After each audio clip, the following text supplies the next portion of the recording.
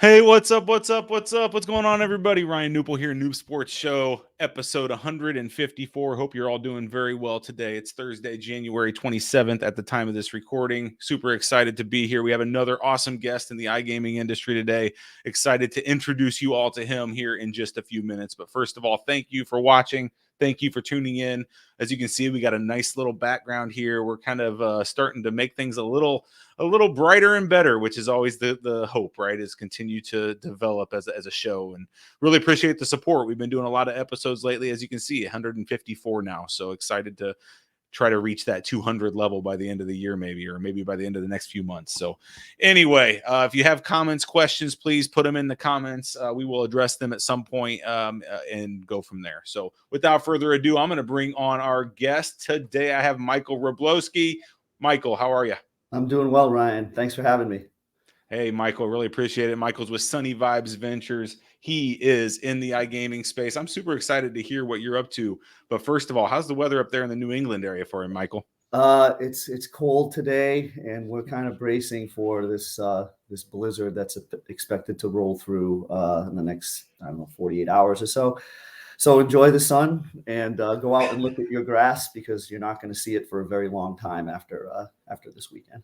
Yikes, that's not something I'm used to here in Florida. I don't get any of that snow, but we are getting a little chillier weather here over the last few weeks. But anyway, it's funny how we always default to weather as the first thing to talk about, isn't it? Sure. It's seems like the default first conversation, isn't it? Sure. Anyway, Yeah. Michael, let's learn about you. I want to hear about your path, your journey, your career. Tell us a little bit about yourself. Yeah. So I started in gaming back in 2004.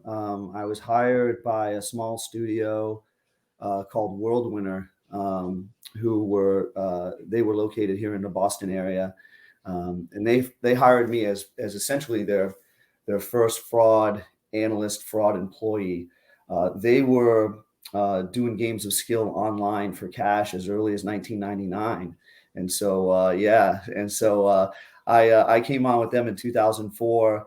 And at the time, we were a very small studio. A lot of our titles were built in-house, match 3 games, games that you could take and skillify in some capacity, and provide a platform where users can kind of compete against one another for cash.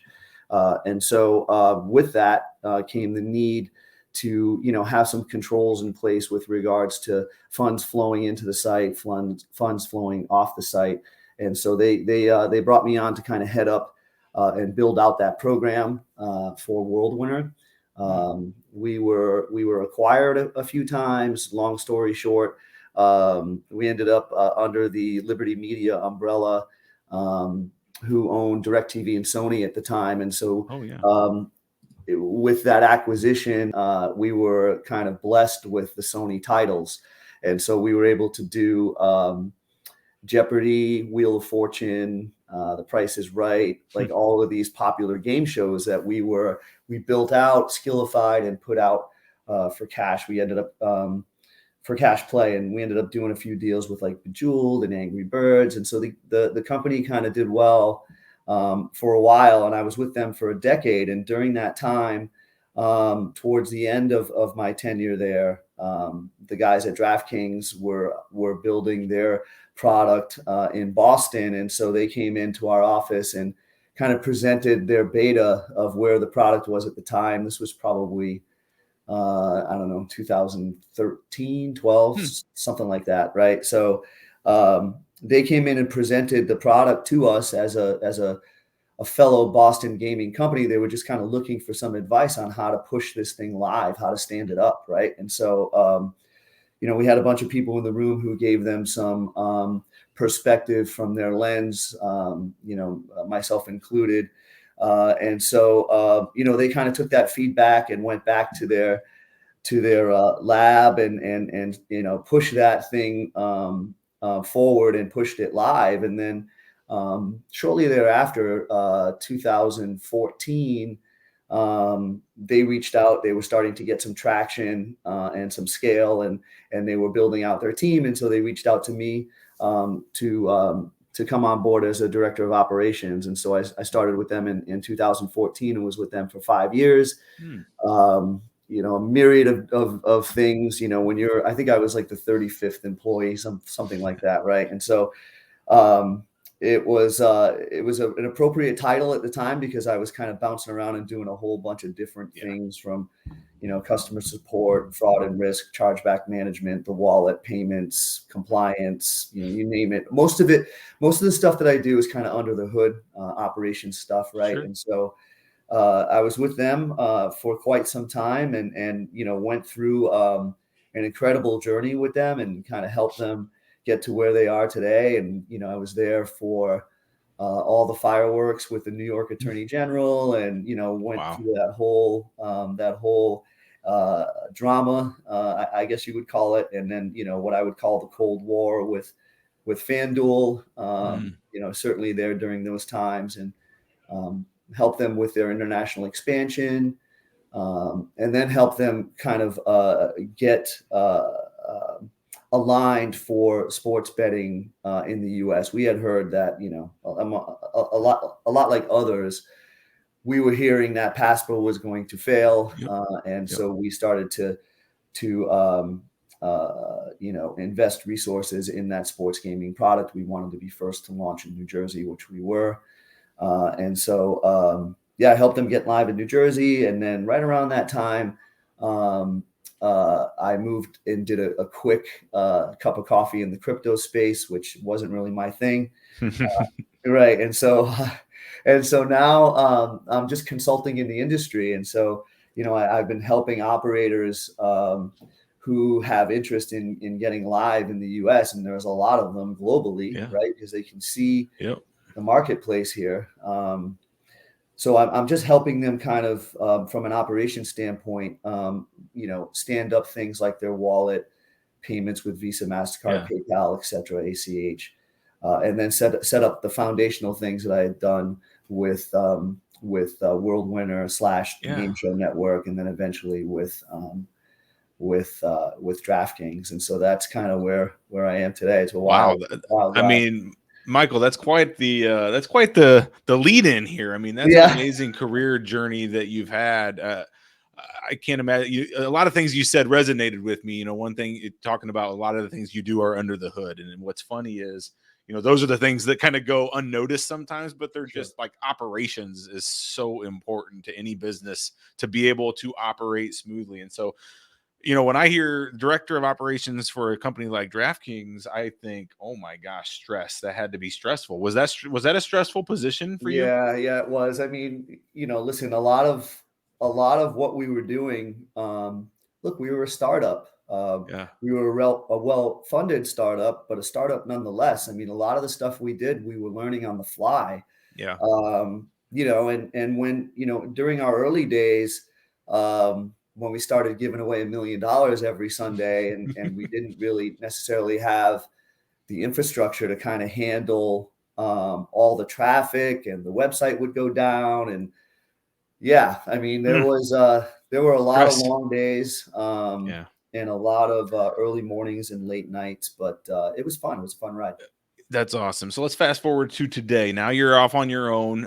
Your company named Sunny Vibes Ventures. I got to ask, where'd that come from? What's the business name story there? Yeah, so it's a good question. I was just looking for when you're dealing with payments and gaming, it's a very, very difficult space and a struggle, and it can be very, very frustrating for not only the people like me who are trying to make it happen, but for the operators, because they don't really have a great understanding of what it takes to get approvals and all of the stuff that you have to get aligned before you can even approach Visa and MasterCard. And so I wanted to put a positive spin on kind of my, what I brought to the table and what sort of skills I have. And so I was, sitting in my office and just kind of looking around and thinking about what I should call this. I looked up on the wall, and my daughter had painted a picture at school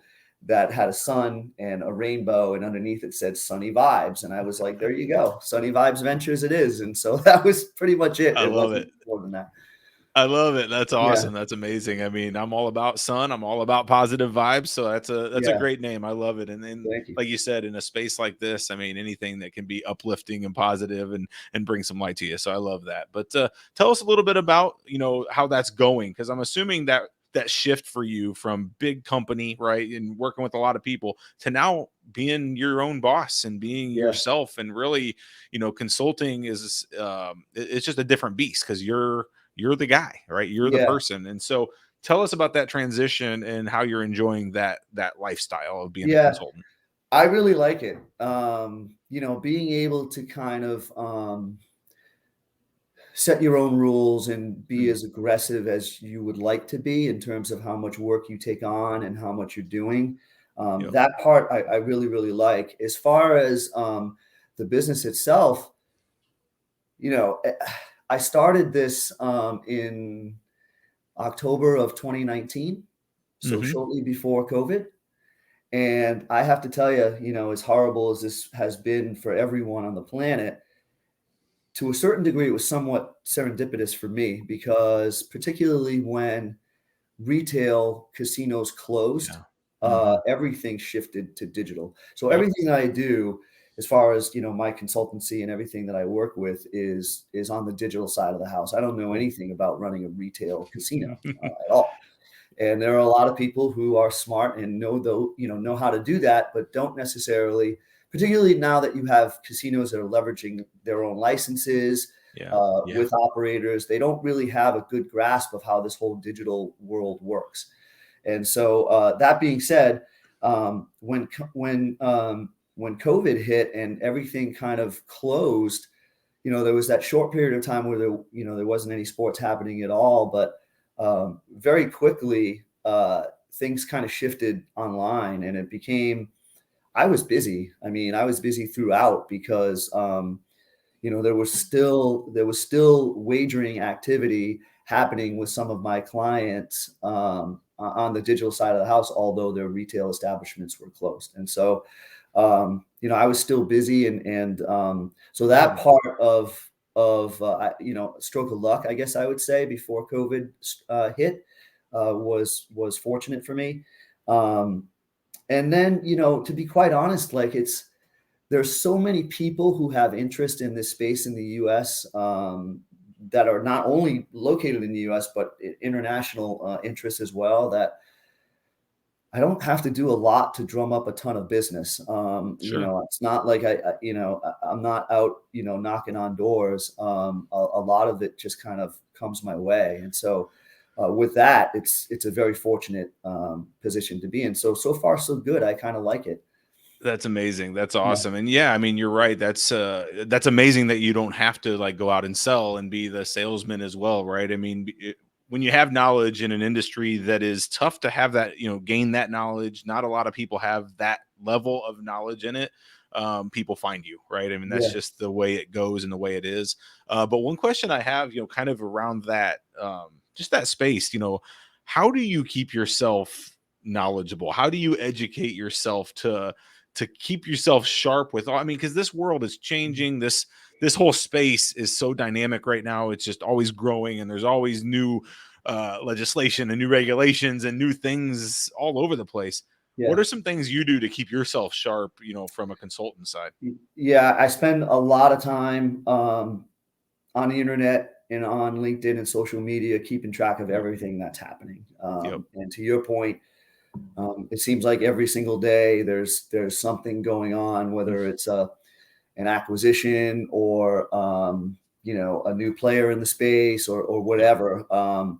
There's just a lot going on. So I always have my finger on the pulse of what's happening in the industry. And then, from a fraud management and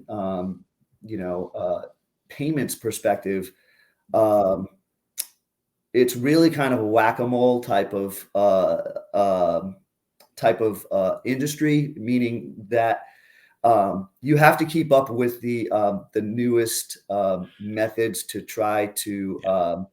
defraud some of these operators, and it just continues to be a whack-a-mole type of thing where, like, as soon as you squash one particular approach or one particular method, another thing kind of pops up, and on we go. So sometimes you're ahead of the curve, and you're prepared for some of these things before they come, and then sometimes you get blindsided by something that you weren't prepared for, and then you have to make adjustments and move forward. So yeah, it's a dynamic industry. It's just like anybody else in this industry knows how quickly everything's happening. Oh, it is. And let's go there for a second. Let's talk about the industry and just how large it's becoming. And when we say the industry, right, we're specifically focusing on the US sports betting industry here. It's really what I'm referring to when I say the industry on this show typically. So we just saw New York go mobile, when that has been nothing but good things, I think, for New York. There's been a large handle, a lot of companies really succeeding there, things going well there in New York. But shed some light on maybe some of the other big states that we still don't see sports betting in. I mean, we have Florida, we have Texas, we have California, some of the monsters that everybody kind of has their eye on, like, hey, are these guys ever going to figure it out? Any thoughts on when or if any of those areas are ever going to go legal? Yeah. Florida, it seemed like we were getting close there for a little while, and I'm sure you have your finger on the pulse of what's going on down there. Well, I bet for a couple days. I mean, I was live for a couple days and then shut down. Yeah. So, I mean, I thought we were making progress in Florida. I do think that at the end of the day, something will happen there in 2022. As far as California goes, there's momentum there. There seems to be at least some dialogue happening between the tribes and the regulators and all the other parties involved. And so at least they're at the table and they're discussing what's happening, which has been a lot of progress, in the last maybe 6 to 8 months in comparison to 2 years prior to that, where the two sides really couldn't even hold a discussion. And so California is a big piece of what's happening. And so I don't know, it seems like the governor's on board. A lot of the regulators or a lot of the legislators are on board. It's just a question of whether or not they're going to be able to work out some sort of an arrangement with the tribes, not dissimilar to what's happening in Florida, frankly. As far as Texas, I haven't heard much from Texas recently. The issue with Texas is that their legislature, they meet for such brief periods over the course of the calendar year. So it's very difficult to get things pushed through, as opposed to where I'm here in Massachusetts, where, the legislature is in session pretty much all the time. And so, we're trying to get some legislation pushed through here. There is some hope that here in Massachusetts, there will be some movement by the end of 2022. I know the governor has said he wants to sign legislation before he leaves, when his term is up, I guess at the end of the year. And so we're hoping to get something done here. But, it's just a tale of two different approaches, where we have legislation in session almost all the time here, and we can't get anything done. And then you have, a state like Texas that legislation or legislators only meet for brief periods. And so, depending on where you are, it's a different challenge from state to state. But, I'm hoping to have something here in Massachusetts happen before the end of 2022. I think there's a chance in California by the end of 2022, and possibly in Florida. Texas, I don't know. Well, what's amazing is, we are moving forward. It seems like we, states continue to come on board, and I don't know what the exact number is now, but I feel like it's over 25. Maybe we're 28 I think or I somewhere. saw 31. 31. I mean, it's so we're up there. And again, not all of them are in the mobile space, but at least in some capacity, some sort of legalization. So it's fun to see, the United States getting there, and states being able to enjoy betting and enjoy that side of sports, because it really is a big part of it. Michael, what's in the future for you? So, are you now set, you want to be a consultant forever, and that's kind of what you're looking to do? You just build that business and build up more relationships in that space, or do you have bigger plans even beyond that? What does your future look like, at least as of now?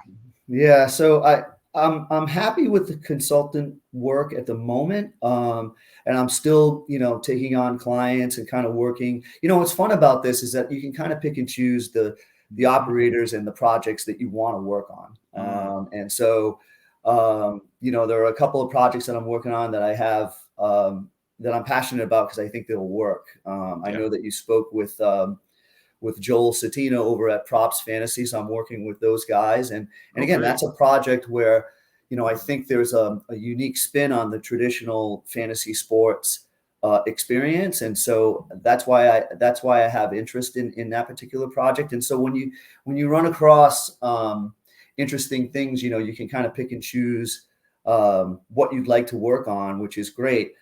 As far as staying in the consultant world forever, who knows? I mean, I don't know. If something comes along and the offer's right and the operator is, everything feels good, then I could see myself getting back into an organization. But for now, I'm just going to kind of roll with it and see how it plays out. That's amazing. Yeah, I didn't know you were working with Joel and the crew over there. They were on episode 152, I believe. So just recently we had him on it. Everyone watching, I'll have to go back, watch that episode as well. Seems like they got some great things going on over there. So that's awesome. Michael, this has been great. I don't want to keep you. I know you probably got some things to run to. You're not going outside. I know that. You're going to stay indoors and stay out of that weather. But any last words? I mean, one, any last words? And two, if somebody watching this show wants to get a hold of you, you seem like such a knowledgeable person in this area. Somebody may be looking for some consulting or just wants to chat industry with you. How do they get a hold of you? So the easiest way to get a hold of me is on LinkedIn. So, you have my name kind of scrolling across the bottom here, and you can find me on LinkedIn and message me that way. That's definitely the easiest way to get in contact with me. And I'm always willing to chat. I chat with people all the time. It doesn't necessarily mean that, I have any sort of contractual obligations. I'm always willing to chat about what's going on in the industry and make connections and, further kind of expand, our world here. And so that's the easiest way to get in touch with me. Yep. Cool. We'll put that link out in the show notes as well. Make sure we get that direct link of LinkedIn out there. So, Michael, this has been great. I got to ask, in the sport, you're in the Boston area. Are you diehard Boston Patriots, Celtics, Red Sox, Bruins, all the above? Is that you? You the Boston sports fan? Yeah, that's totally me. One of the I reasons pegged why you I for got that. into this business. I mean, look, I feel fortunate to be able to work in sport. I mean, sports has been a huge part of my life since the beginning. And yes, I am that crazy Boston sports fan. And so that's kind of was, the precipice and kind of the genesis of everything that I do today. Kind of started, when we were kids. But yeah, I am that guy. That's amazing. I pegged you for that. So I got that one right. Most people living in Boston, I mean, they live and breathe the Boston sports. So I understand that that mindset. Well, Michael, it was really good to chat with you. Really appreciate it. Any last words for the audience? No, listen, I just appreciate the time. And, I'd love to come on board and have another chat with you sometime down the road when, things evolve and we have some new things to catch up on. Yeah, let's get up to 40 plus states and we'll make it another episode and have you on and talk whatever else is going on. So Feels that good. sounds like a deal. Cool. All right, Michael Wrobleski, Sunny Vibes Ventures. Michael, it's been great. Thanks for being here. Thanks, guys. Take care.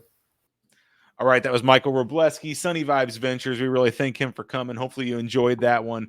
A little different of an interview than we've normally had. Michael doing his own thing in the space and really seems like one of the knowledgeable, good guys in this area. So I'm excited to see where he heads and who he starts to work with and continues to work with. What a cool experience working for DraftKings. That's amazing there. So hopefully you guys enjoyed that episode, that interview. I'm Ryan Newpol. You can find me on LinkedIn or Ryan at Noop Solutions. If you want to email me, you can find me anywhere out there. Noop Sports Show, noopsports.com, whatever. So appreciate all you tuning in. If you need anything, get a hold of us. Until then, stay safe. Bye-bye.